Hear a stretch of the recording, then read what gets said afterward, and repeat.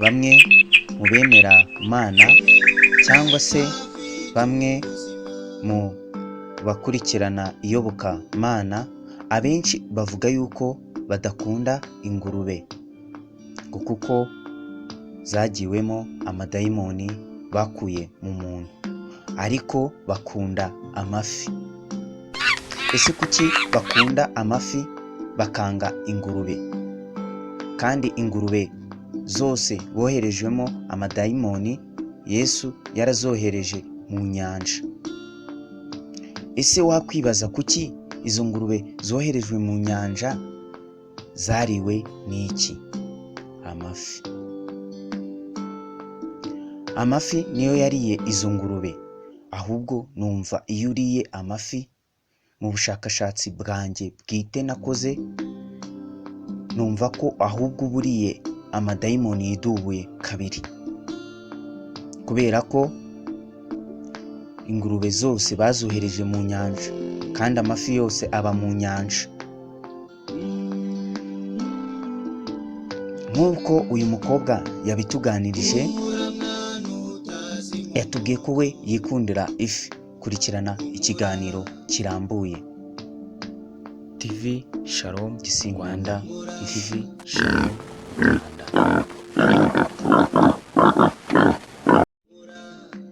Impamvu njye ntakunda ifi ni uko amafi yose aba mu nyanja kandi amadayimoni bayohereje mu nyanja. Ingurube zongewe kuremwa bushyashya. Ibi biganiro muzajya mukomeza kubikurikirana kuri TV Shalom Rwanda.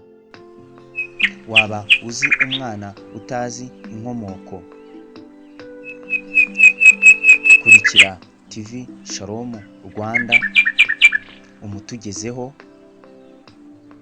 Kora share, ukore like, ukore s'abone mu gifaransa, ukore subscribe mu cyongereza, kugira ngo tubashe kugera kuri benshi.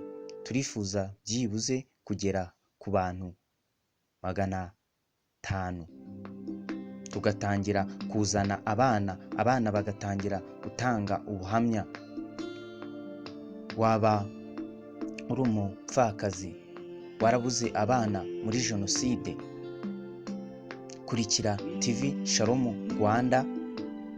Ntawamenya, fasha ufashe, ntawamenya ejo n'ejo bundi wabona ubonye umwana wawe, nawe mwana ukabona umuryango wawe.